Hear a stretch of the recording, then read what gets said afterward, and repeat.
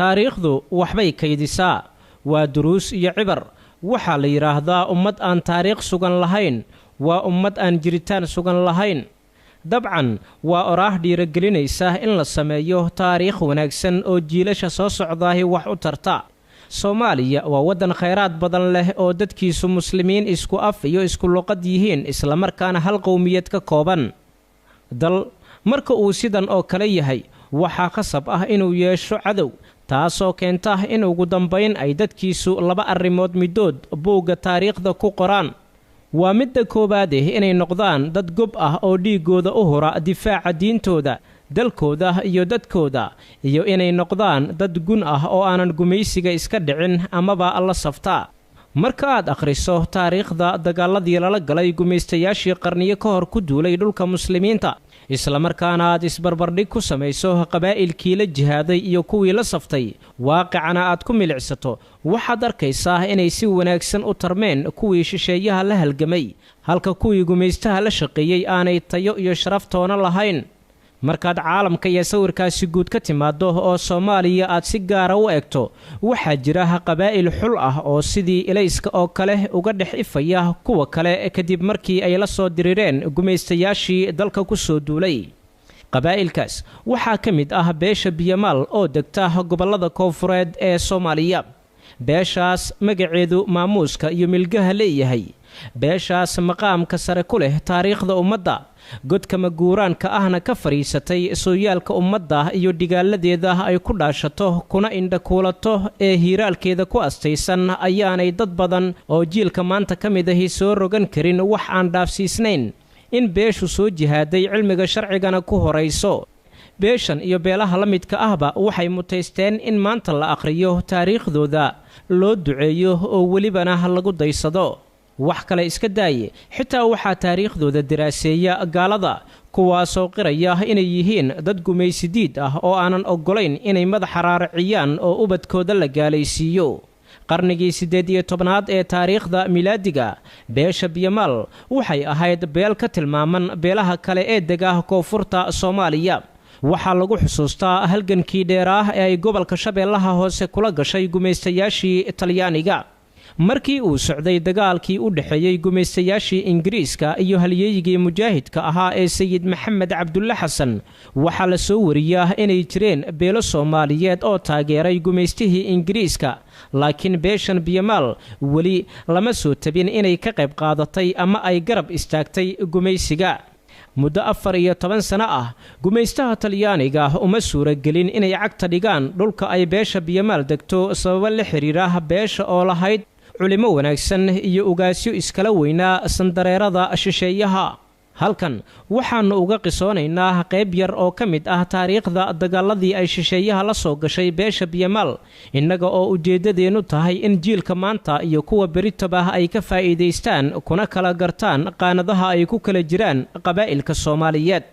21 November ee 1876 waxay ahayd markii la jabiyay ciidamo aad u farabadnaa oo ka tirsanaa gumaystihii Talyaaniga oo ka soo degay xeebta magaalada Marka ee xarunta gobolka Shabeellaha hoose dagaalyahano ka tirsan beesha Biyamaal oo ay hor kacayeen labadii hogaamiye ee xilligaasi ugu caansanaa oo kala ahaa Allah u naxariiste معلم كابتولي iyo Sheekh Cabdi Abikar Gaafle ayaa difaaciyo adag waxa ay ka sameysteen xeebaha magaalada Marka si ay uga hortagaan gumaysigii Talyaaniga oo doonayay inay cagta soo dhigaan dhulkii ay ka talinaysay saldanadii beesha Biyamaal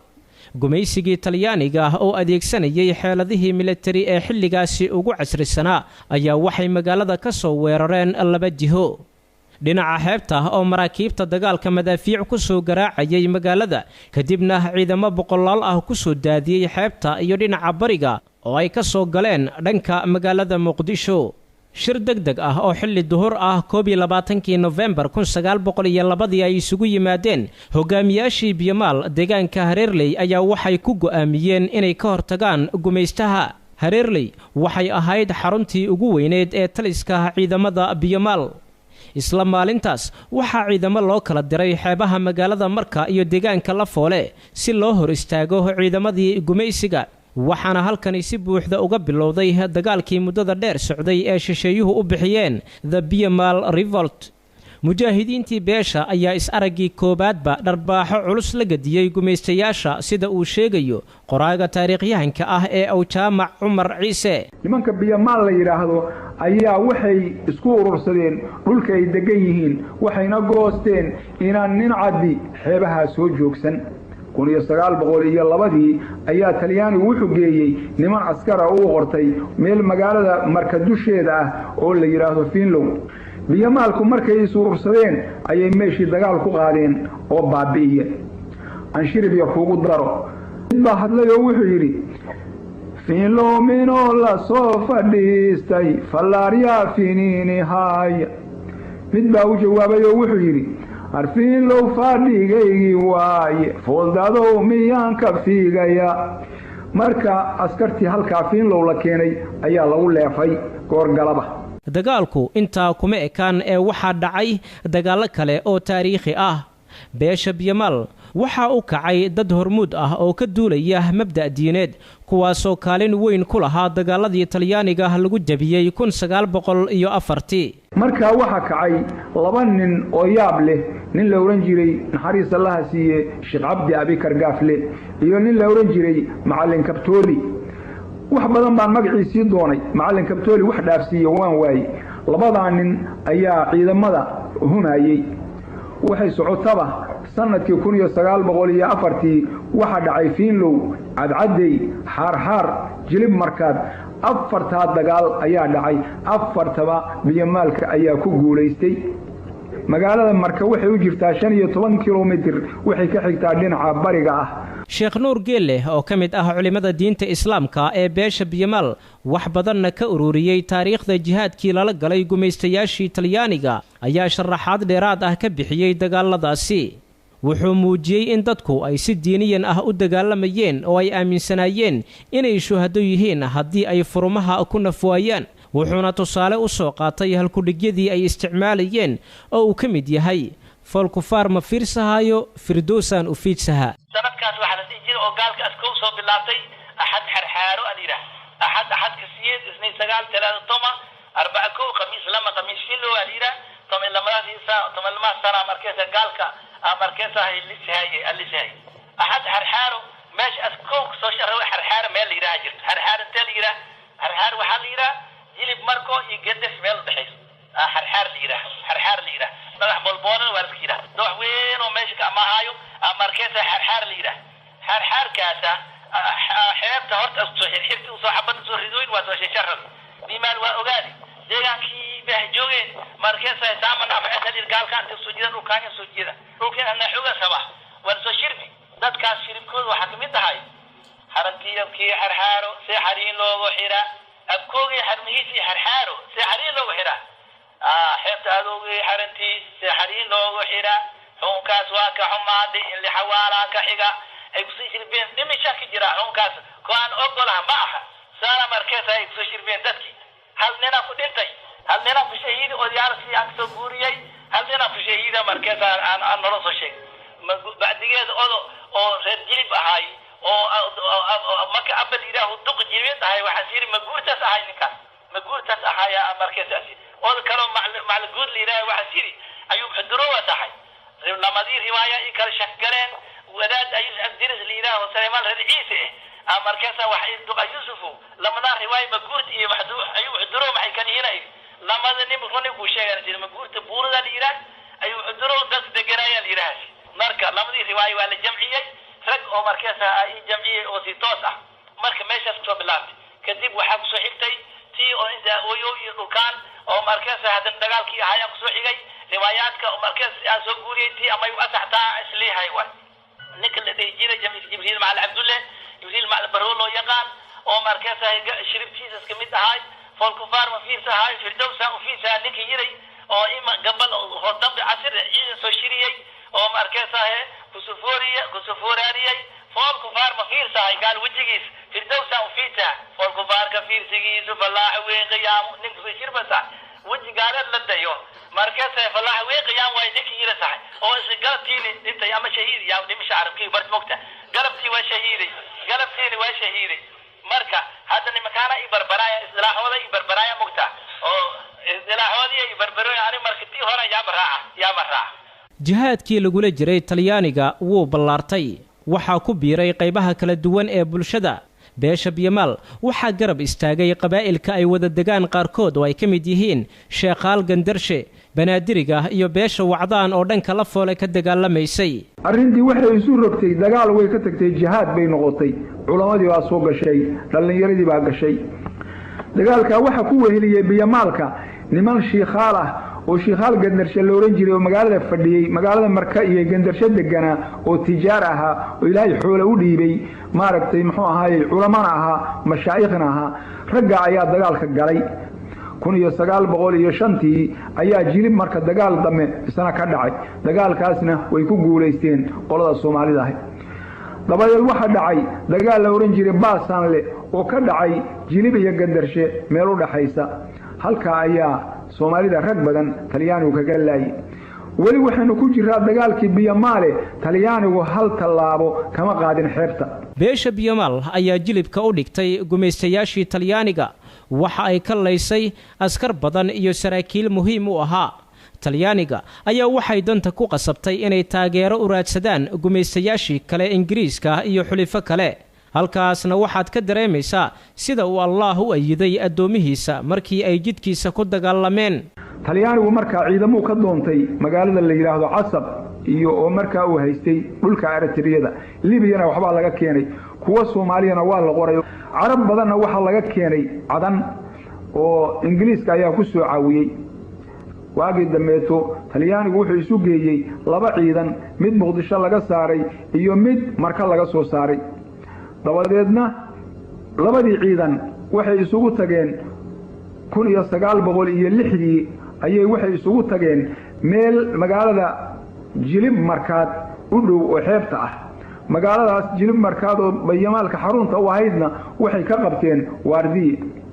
Biyamaalku markaa buuraha ayay u carareen oo xeebihii waa ka guureen Talyaaniguna markii uu taa ogaaday inay buuraha galeen dagaalkii xoogaa yarahe dib uu dhigay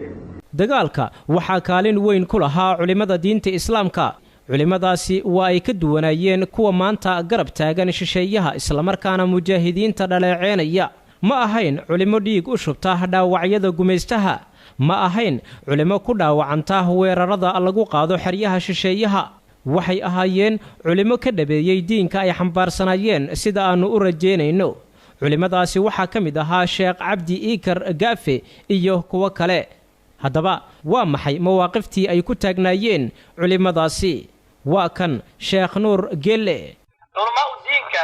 oo khatarta oo markaasay oo aad u soo mitay waxa kamid ah nin Cabdi Iikar Gaafe liiraaho Cabdi Iikar Ismaageedo nin liiraaho meel laanta buur gadaasheeda ku taalo oo bakad liiraaha markaasay buuradiis ee sheekha kitaabka tanbiihiga si darac u faafi jiray iyo irshaadka asi daran asu akhrijiray gaal wada soo dhaweey way si kasta diliyay oo markaasay la bees oo markaasay bees duruq liira rid loo rari wax kasta diliyay gaal yani maya waa cadeesti sheekha ciidan fardooriya loo diray oo sidii waa qaxay marka waa jiride hay islaahin waa weer mubarak anika sheekha ila firfir astagas mudug soo maqnaayay waa soo noqday waa yimiday hadina gawaabiskiis meesha ka bilaabay iyo baad abaabulkiis meesha ka bilaabay mar lamaad hadina ciidan fardooriya loo diri ma haday meel yiraaho jawhar agteeda ah muqdam loo daw tagay oo siga iyo nateeri oo eri iyo hawlo iyo haweenkii qoyskiisii wal soo waday waliyo cad meel yiraaho oo isbahaysiga islaamka masjidka weyn oo leeyahay xamar lagu dhisay meeshaas markaas la keenay sheekh xirtiisi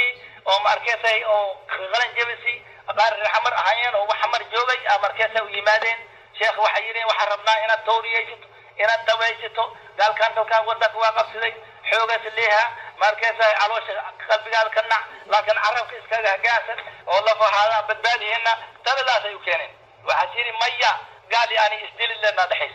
يعني يشير قافله إلهي هو حديث رحمه الله رحمة الله عليه markii ay dagaaladu kululaadeen Talyaaniguna uu gurmad badan u yimi waxay beesha Biyamaal tala saaratay Allah kadib waxay hogaamiyaasheedii go'aamiyeen in 500 oo askari oo dhalinyaro iyo da'ba ka kooban u diraan Sayid Maxamed Cabdulle Xasan si ay uga soo helaan kaalmo isugu jirta hub iyo ciidan intaba raggii ciidamadaasi dhanka sayidka loo diray hogaaminayay ayaa waxaa ka mid ahaa malaaq cabdi sheekh jamaal macalin xasan maxamed mursal iyo bilow ageede waxaana la sheegaa in ciidankaasi uu sayidku soo siiyey 300 oo qori waxaa sidoo kale la xusaa in daraawiishtii banaadir koonfurta gaar ahaan biyamaal ay sayidka iyo daraawiishta u geen jireen hadiyado ay ka mid ahaayeen dharka aliindiga oo waayadii dambe loo yaqiinay banaadiri iyo alaabooyin kale tani waa waxyaabaha aadka u dhibay gumaystaha taasoo keentay in maanta gobol u kala jiraan waddanka si aanay muslimiintu isugu gurman oo dad kala duwan looga dhigo gumacyadii fallaarihii iyo warmihii ay beesha biyamaalku ku ridaysay gumaystayaasha ayaa waxaa ka mid ahaa suugaanta shicirka lama waay mar xaaraam waa shicirka ma banaana marna xikmad inna min ashicri la xikma asliha rasuulka calayhi salaatu wasalaam ninkii xasaan ibnu saabit al-araajiri saxaabiga ahay oo markaas carabkiisa raariciyey oo nabi maxamed weli cilaayo war adi arsaabu quraysh mataqaanidi abubakar horta weydi quraysh aad markaas ay maqaalka ka bixisa aad hajbiisa rabto rag fiicina ku jiro aniga ka dhashay bacda abubakar ka dhashay niman badan haluu kala sheegay nimanka ay heeso anagu darin abubakar arsaabu quraysh fiicu kala yaqaane horta waxa yiri sug wariyaa sug xasaan wixii dhiciyay waa la yaabay oo quraysh iyo bacda kubaarta isku dhiciyay waa yaa rasuulka hortiisa ku shicirad ku gabi maadaama shicirka asiyahay كوما أركاسها الدين إلهي لو غرغاراي كتاب إلهي لو غرغاراي رسولك لو غرغاراي أو قام قال مركاسها لو عاي هاي أمام أركاسها لو زمي هاي حديثي هاي ومواح وانا أجر فيها كوما أركاسها هيس كريتو وحدنا هو ناكتو بعد دقيقة نيكو شوكان سيسو نين ناكتو شوكان سايو لما قبيلو علاسك دعيسو يسكو هلي هاي يسكو درايو كان قبيل كافرين دراو الشعر قبيل كان واحد أو سفتير والحد تريها قام كاس مادة مسيحي حرام واي رسولك دي أبو تلمام عليه الصلاة والسلام جوفوا أحدكم من أسبوع سم وقايح المال جزء أحد كينو جزء هي مال بوحسنتو أو خير بان تشير لك بوحسن لهاي مركي أو تاس هذا شعروري مركي قاب كان حنك أسياي واي هدي كلا تشعرك وبنانها تاس وحام صولا وحام صوب بوديها أنو كتب كان مشان أبكو يال كاني أو يال كاني وأكتين وحي تاريخ خد مغشين أو مركزة أو بعد كتير كم مغشين dadkaas aan una kana dhaleen waxa diibalkaanyaas baad ku shirbaa nima adoogis oo ka aadinka waa eergeliya wal eeriya nima adoogis oo keen aadinka bas gela kan maxaa wax ma soo dhaxgelis adoog mu akub wax bas ka sheega aroonka hadda dadka sifaadkaas ku sifaysan tamillam sara gal bad isku ciri leeyahay oo bacdigeed gaal ay qortay muslimiin ay qoreen taariikh kaas laga sheegayo dadku abtirsaayna annahu qaab kaanyan sidaa asiyay maskuuf nabugta أبكو يالكاين دادو أغمنهم داد أود يالكاين أغمنهم وانا لشكي كوا أمي كواس بيهم بورتفاني ميل مكاتم يسوغلين مثل كوي هرو شكي واي صدا سلام رو وحال رمائنا أبكو يالكاين يهو يالكاين يسكو أكاينو علماء الدين كهاتي جوك تعلم دي حلقة جوك جرتي يسكو أكايس ودي حلقة هاتي جوك ودي حلقة وقتها جوك يسكو أكايس dagaalkii dhex maray biyamaal iyo talyaaniga waxa uu socday muddo aad u dheer saldanadii biyamaal waxay ahayd midda ugu magac dheer dhulka koonfurta sida taariikhdu xusayso Febraayo 1909 dad gaaraya 2000 oo ka tirsan beesha biyamaal ayaa ku shahiiday meel la oran jiray Turunley oo hadda loo yaqaano Dhanaane oo waqooyiga ka xigta magaalada Marko ragga ka shahiiday beesha biyamaal ayaa waxaa ka mid ahaa 10 wiil oo walaalo ahi dhiigii dadkii shuhadada wuxuu abuuray nacayb guud oo ku aadan talyaaniga iyo joogitaankiisa guud ahaanba dhulka Soomaaliya waxayna ahayd markii ugu horeysay ee beesha biyamaal hub iyo rasaas isticmaashay taasoo talyaaniga si aad uga fajicisay marka laga hadlayo dagaalkii Dhanaane beesha biyamaal ayaa markii horeba u bareertay inay nafur badan samayso si aanu talyaaniga dhulkooda u makansan sidaasi waxa laga dheehanaya hal ku dhigyadii lagu boorinayay bulshada taas duqu jawaaba waa miir beesha deel iyo munkar wax naqti daraan masaas ku dhixisa waay inta deeshiyo dugmeeshi madanaana dhicisaas midanaana dhici waayo dhuwaday dalaaga waay wiilka yar fiirsis leeyahay midanaana dhici waayo dhuwaday naagtiisa wada mugta daraan hadii dhici waayo naagtay way furtaasi dhuwada mina dalaaqdo dilla xooga yaa dalaay duq fiirsis leeyahay yaa ilna naagtu is furti xurku dalaay waay dilla xuudul aan inta lagu dhaqa xurugday wixis leeyahay dilla xuudul aan inta lagu dhaqa dhulkiisa fiirsi gaal asoo diiday ilaal diinkiisa isdifaaca ilaal marka ragaas hadii dadki ka dambeeytihiin maxasadaadu tihiin warkaygaas way mugtaa dagaalkii dhanaane kadib waxaa la sheegaa in xiriirkii Biyamaal iyo kii Sayid Maxamed Cabdulle Xasan uu aad u sii fiicnaaday waxa kale oo la sheegaa in ugu yaraan 10 ilaa 15 dagaalyahan ay ka tageen deegaanka Banaadir oo ay u hijroodeen xarumihii daraawiishta ee Sayid Maxamed Cabdulle Xasan si ay kaalmo hub ah uga soo helaan raggaas waxaa ka mid ahaa ninkii aabbaha u ahaa 10kii wiil ee ku shahiiday Turunley iyo Abuukar Asir Saacmawaayo oo ahaa wiilkii uu dhalay Sheekh Asir Maadow hogaamiyihii magaalada Mareerey ee galbeedka Afgooye beesha Biyamaal ayaa xilligaasi ummadda Soomaaliyeed u muujisay in la iska dhicin karayo gumaystaha si kasta oo loo tiro iyo hub yar yahay marba haddii mabda' diineed lagu dagaalamayo waana tan uu Allah qur'aankiisa ku leeyahay walow kathurat wa anna Allaha ma'al mu'miniin talyaaniga ma ilaawin ilaa iyo hadda khasaarihii iyo jabkii uu kala kulmay beesha Biyamaal sarkaal ka mid ahaa soo duulayaashoodii oo uu wiil Biyamaal ah ku dilay Toorey ayaa ka hor inta aanan la dilin warqad ka qoray kartida beesha iyo sida aanay dulliga iyo gumaysiga u ogolayn waa kan siyaasiga Saadaq Eenow oo arintaasi ka sheekeynaya nin la yiraahdo Lieutenant Maurizio Talamori nin dhalinyar takhtar xidigla sahamadii u horeeyay kamida markabkii ay saaraayeen Baraawe markuu yimid waa uu ka sheekeeyay wuxuu yiri waxaanu ku lugaynay ilaa iyo 10 kiiloomitir oo magaalada dibadeeda wuxuu la yaabay goofafka iyo beeraha iyo quruxda dhulka leeyahay iyo xoolaha wuxuu yiri dhulkan quruxda leh inaan gumaysano wax sahlan ma aha sababtoo ah nin kasta oo qaangaara oo iga hor yimaada Tooreyna oo xirantay waranna waa waqti marka nin hubaysan ummad wada hubaysan si uu gumaysanaysto nin Toorey wata kaale aan ku gumaystay waa adagta jaa halkaas wuxuu ka gartay dagaalyahanana inay yihiin waa dad geesiyaal waa dad dagaalyahana waa dad isla weyn waa dad well organized waxa weeye hadii ninkan wax ka xoog weyn ay ku yimaadaan ilmaadeertii baa u helinaysa jaa waa unu hadii unuga wax ka xoog weyn ay ku yimaadaan jifidii baa helinaysa jaa waa horin hadii horintii wax ka xoog weyn ku yimaadaan qoyskii iyo reerkii baa helinaysa bal ninkaas uu cabire waayo dhaqan cajiib ah ilaa heer Soomaalinimo la isugu helay muxuu raaciyay inaanu ka dhaadhicino our superiority aad bay u adagtahay bal kelimada ay buuga Ilaahay aan ku dhaarshay raadiya u sheega ciyaalkiina intaas sareynta yada inaanu ka dhaadhicino way adagtahay xidigle Maurizio Talamori markuu Baraawe ku lugeeyay 10 kiiloomitir barwaaqadii buu ka sheekeeyay wuxuu yiri qoraal uu ka tagay waxaan ku faraxsanahay walow ay shida tahay in aan ka mid noqdo horseedayaashii dhulkan barwaaqada oo ganacsigeennii iyo dhalinyaradeenii ay soo aadi doonaan baan ku faraxsanahay Lieutenant Talamori 48 saac ka yar markuu ku degay xeebtii isagoo maraya wiil Biyamaal Toorey markuu waraaqda qoray Baraawe ka qoray 48 saac wax ka yar waliba marka waxa dhacday markay talyaaniga ilaa Warshiikh buu heshiiskii uu la galay Barqash ku qaatay magaalooyin shana Kismaayo Marka Baraawe Xamar iyo Warshiikh ilaa 10 kiiloomitir oo gudaha arinta iyada shida badan baa ka dhacday Soomaalidii area-da deganeed hal reer baa si fiican u gadooday reerka iyaga waa reerka Biyamaal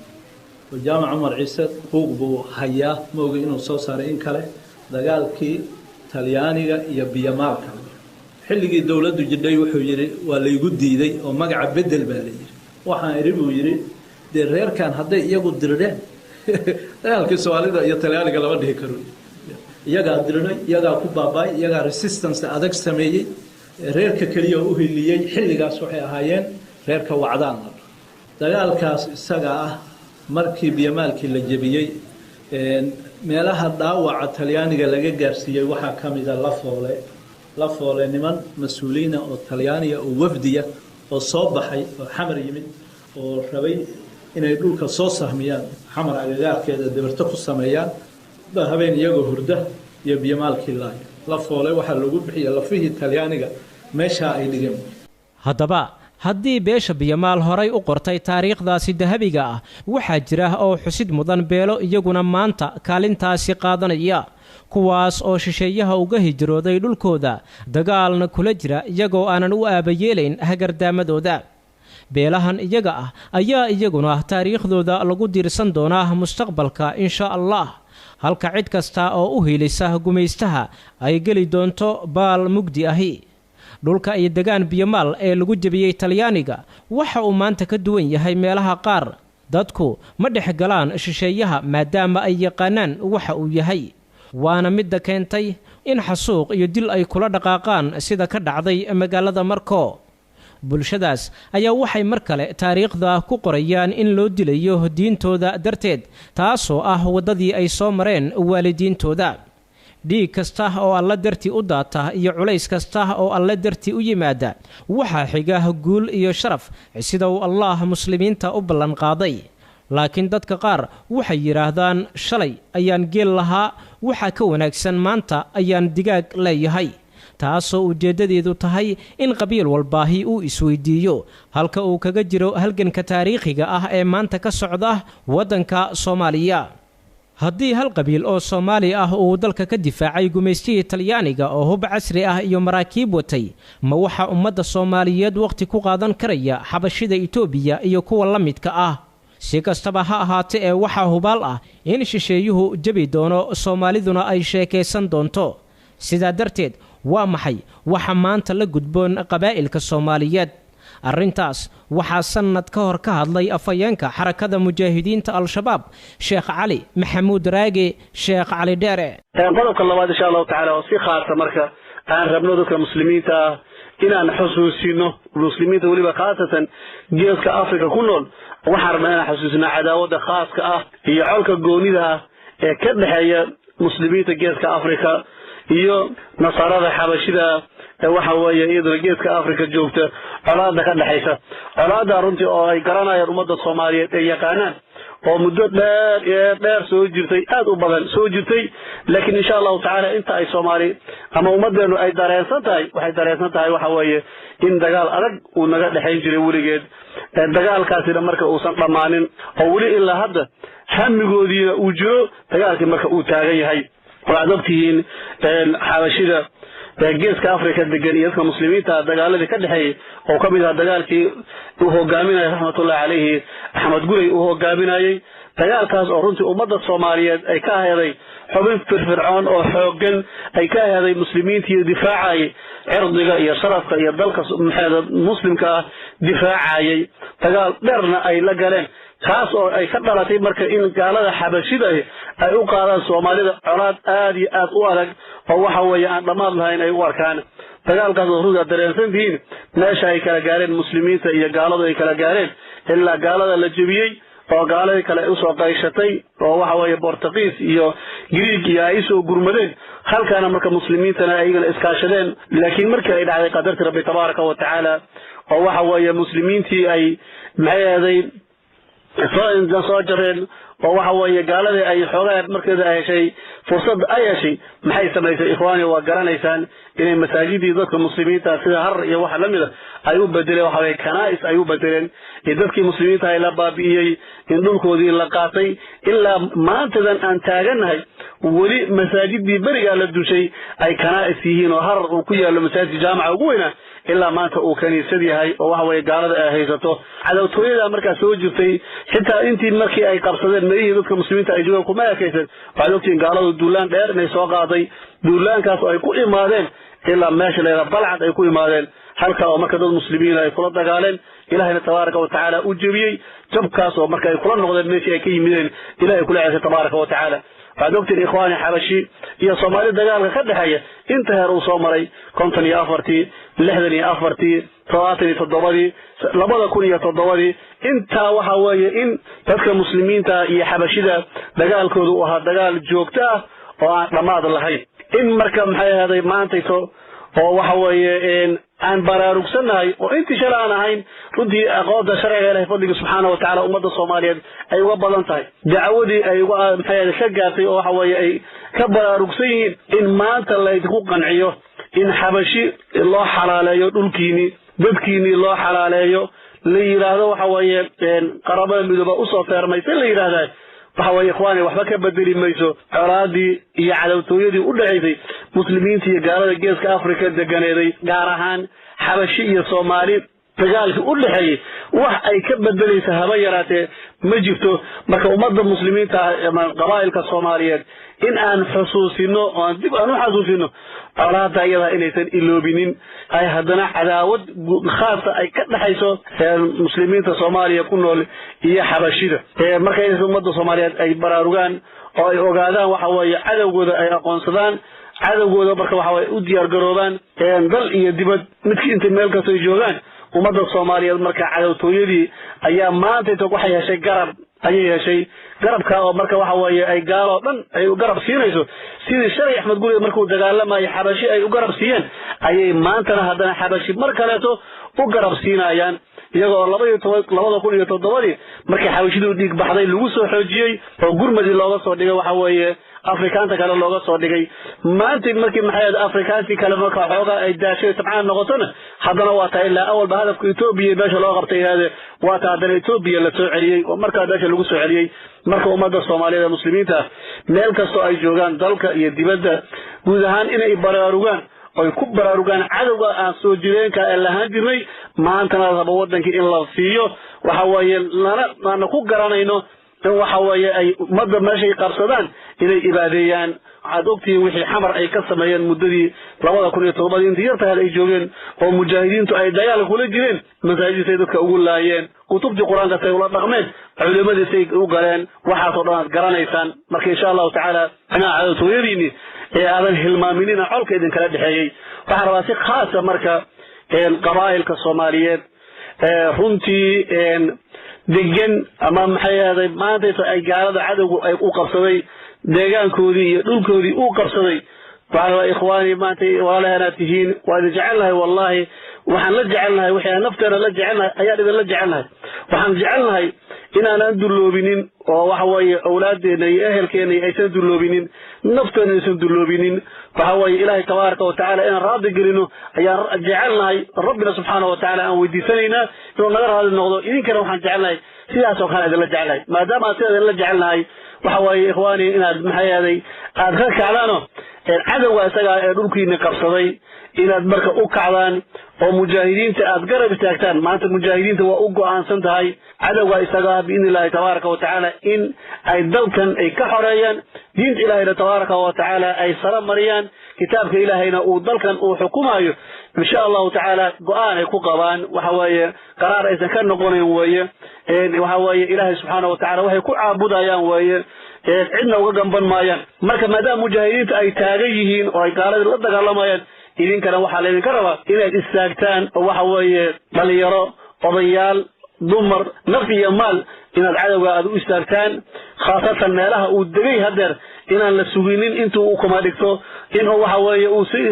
sii deganaado inaan la sugin ikhwaani waxaan idin xasuusinaynaa maxaa haysta dadka muslimiinta ah ee Xabashida hore u qabsatay Soomaali galbeed dhulka la yiraahdo maxaa haysta ikhwaani waad aragteen dulliga iyo rafaadka iyo waxa weeye ay ku jiraan diin la'aanta haysta waxa weeye maxay ahayd dhaqaale la'aanta haysta waxbarasho la'aanta haysta caafimaad la'aanta haysta yani waxa haya Soomaali galbeed iyo dhulka ay qabsatay Itoobiya ama Xabashi hore ay u qabsatay waxa haysta waad garanaysaan tusaaleedu kugu filan tahay idinkana wallahi inaysan idinkaga roonaanaynin inaysan idinkaga fiicnaanaynin maxay isku isdiraatihiin walaalaatihiin isku diinaatihiin dadka iyaga sida ay kula dhaqanto si ka daran ayay la dhaqmi doontaa marka intaysan caga dhiganin oo waxa weeye maanta ay tabar daran tahay inaad marka u istaagtaan oo cadawga taga sakiixtaan baan xasuusinayna ikhwaani taariikhdu way socotaa waxbay qoraysaa waxa weeye waa la sheekaysanayaa biidnillaahi tacaala cadawgan waajibi doonaa ilaaha noo ballan qaaday sayuhzamu aljamcu wayuwalluuna adubur cadawgay soo baysa wuu jabi doonaa biidnillaahi tabaaraka wa tacaala duudkana waa jeedin doonaan waana la sheekaysanayaa waxa weeye meel ugu sheegnaadir waa isugu imaan doonaa marka awlaadiina iyo waxa weeye reerihiina taariikh madow oo ha u qorinin oo idinku qasabtaa dhowti markaad sheekaysanaysaan oo sidii gaaladii loo jabiyey sidii gaaladii looga adkaaday sidii gaaladii Ilaahay subhanahu wa ta'ala u duleeyay qabaa'ilka say ula dagaalamay marka laga sheekaysto inaad sheekada soo gali weysaan ama wiilashiina ay soo gali waayaan oo madaxa ay laalaadiyaan maxaa yeelay cadowgii u hogteen cadowgii maxay ahayd iska celin waayeen amaba waxa weeye cadowgii taageereen garabay siiyeen waxa weeye taariikh madoobay noqon doontaa oo ilmihiinina mugdi ku noqon doonta idinkana mugdi ku noqon doonta feerkiina iyo qabaa'ilkiina mugdi ku noqon doonta waxaana ikhwaani marka qabaa'ilka Soomaaliyeed kuwooda soo jooga maxay Soomaaliya gudaheeda iyo kuwa dibadda jira intaba qabiil walba inuu ka fikiro maanta taariikhda maxay ku qoranaysaa wanaag iyo khayr iyo waxa weeye maxay haday Ilaahay subhanahu wa ta'ala waxa uu kugu maxay martida lagu amaano Ilaahay uu raadi ka yahay miyaad qoranaysaa bis waxa qoran doontaa waxa ku ihaanowdo oo ku dulowdo Ilaahay hadi subhanahu wa ta'ala marka tagtana waxa way aad kala kulmaysid waxa way carada Allah tabaaraka wa ta'ala inay marka aad masaalixdooda danahooda aakhirey adduun inay ka fikiraan cadawga isagana ay iska bixiyaan bal iska dhaafada in laga fadhiistay in laga shaqeeyahayna oo garab la siiyayna وهذا كذا ولسه معايا تزواب كفر وإله تبارك وتعالى إليه يا أيها الذين آمنوا لا تتخذوا اليهود والنصارى أولياء بعضهم أولياء بعض ومن يتولهم منكم فإنه منهم إن الله لا يهدي القوم الظالمين إله تبارك وتعالى إليه maxay hakadigan yahuud iyo nasaara awliyaha hakadigan maxay leeyahay wali soo ayaga sadiq saaxiib naasire gargaar ayaga siiyo adinku saaha noqonina waxa weeye laakiin cidii idinka kamid ah nimanka raacda karab siisa waxa weeye saacida cidaasi waa cid gaalowdo iyaga la mid ah weeye ilaahina zaalimiinta iyo kuwa khayr la waasha ilaahay mahanu tabaaraka wa taala ogaada ikhwaani ilaahay tabaaraka wa taala ballanqaadu nasiyay ballanqaadkaasi marka waxa weeye in adkaanayna weeye annagoo marka adkaanayna in isdulayna waa doqonnimo ilaahay tabaaraka wa taala uu leeyahay wala tahinu wala tahzanu wa antumul a'launa in kuntum mu'minin ilaahay tabaaraka wa taala uu leeyahay aday isliidinina madaxa hoos u dhigina ha israaraan ihaano ha qaadanina hana murugoonina ha cabsanina waxa weeye idinka sarreysaan kalaanaga ka sarreyna هذا المسلمين يا مؤمنين إيمانك إذا كرجنا إنك كقرينا إلهي سبحانه وتعالى نوبل قاضي وكان حقا علينا نصر المؤمنين إله بان نوبل قاضي وإن جندنا لهم الغالبون جندنا يا عيدا كان أيات كان إله بان نوبل قاضي مركز انت صوبل قاضي ديكو هيستان على أمة الصوماليات خاصة قبائل وهكروا ميانو هشيسيري يا بلمدي مسلمين أيلا قالين فهو هو الدورات iyo waxa way shirarkii mudooyinka ugu dambeeyay mujaahidiinta iyo qabaa'ilka u socday qabaa'ilkii ballanqaadka beera ballanqaadka ka rumeeyano qabaa'ilka kale ee mujaahidiintu soo gaaray marka ay gaalo haysatana waxaad ku xukuntiin qabaa'ilka iyaga inaad marka idinkuna ka kacdaan waxa way insha Allah ta'ala qof walba taariikhda waad ku waranaysaa fiiriso